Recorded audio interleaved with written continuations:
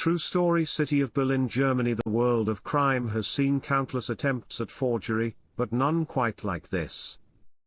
A man, armed with nothing but a pencil, created counterfeit currency so perfect that he managed to deceive authorities for 6 decades. This is the story of Edward Graves, a mastermind who outwitted the system, baffled detectives, and remained a mystery until his final breath. The beginning of a genius mind. Edward Graves was no ordinary criminal. Born in 1930 in a small town in Illinois, USA, he was passionate about art from a young age. His exceptional talent became evident during his school years, as he created drawings that looked indistinguishable from real images. His attention to detail was extraordinary. He could have become a renowned artist, but fate led him down a path no one could have imagined. The first counterfeit note in 1954, struggling financially, Edward was in desperate need. One night, in his dimly lit room, he picked up a pencil and began replicating an old $20 bill. He meticulously copied every detail, the fibers, texture, and even the watermark. When he used it at a local diner, it passed without question.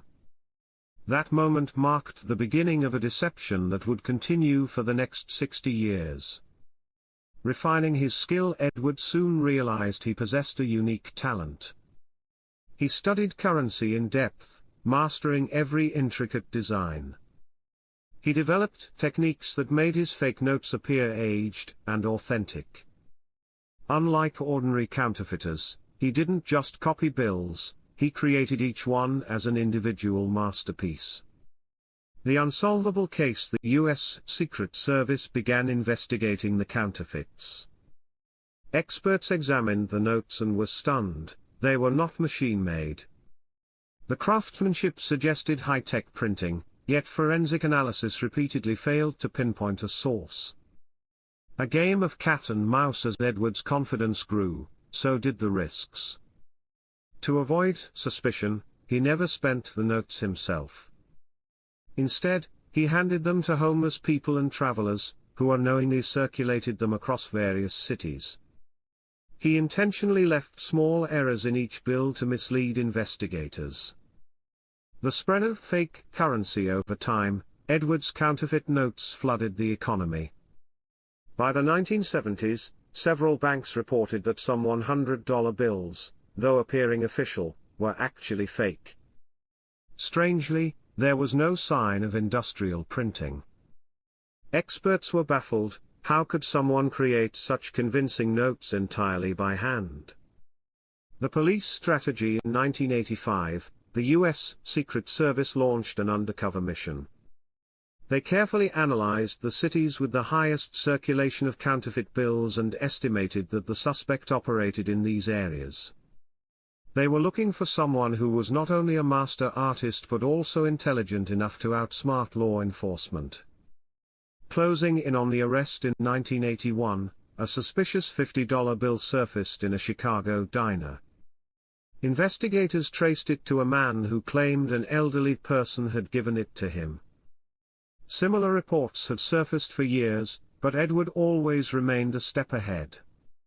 The police issued nationwide alerts, yet he continued to evade capture.